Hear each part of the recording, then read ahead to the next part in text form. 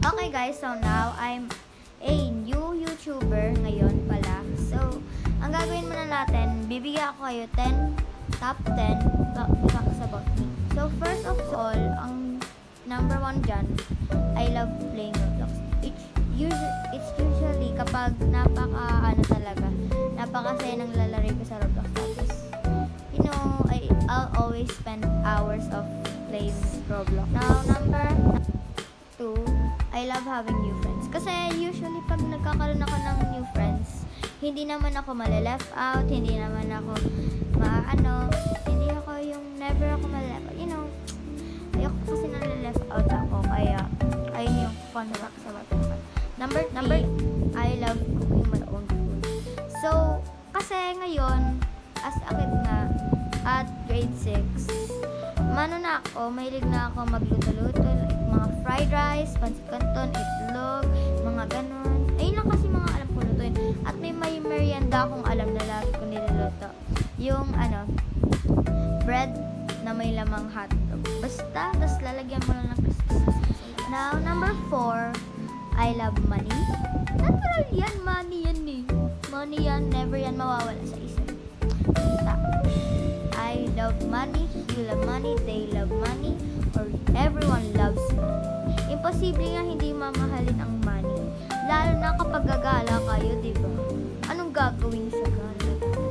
Tapos walang pera.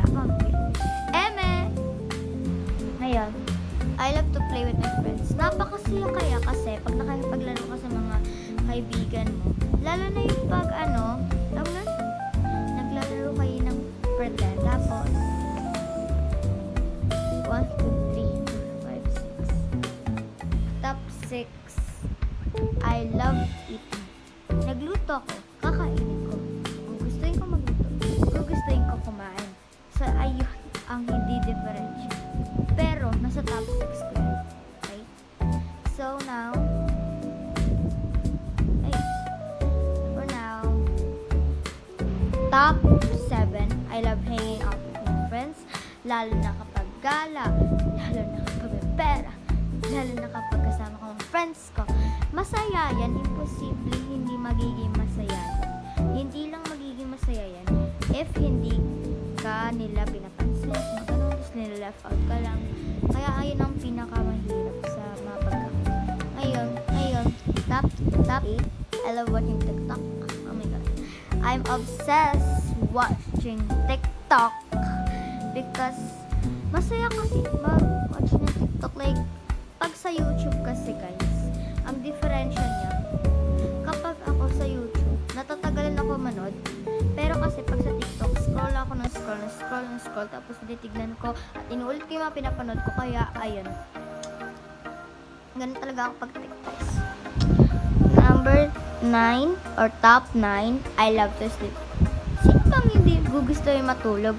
Lalo na kapag ang dami mong reports, groupings, tapos ikaw lang gumawa or pinaghirapan mo yung report mo, individual report. Mahirap kasi yun guys. Lalo pag mararanasan nyo. Kung naranasan nyo na. Okay, now for the final, top 10, I love new things. New money. New clothes. New friends. Oh my god. New food. Oh my god.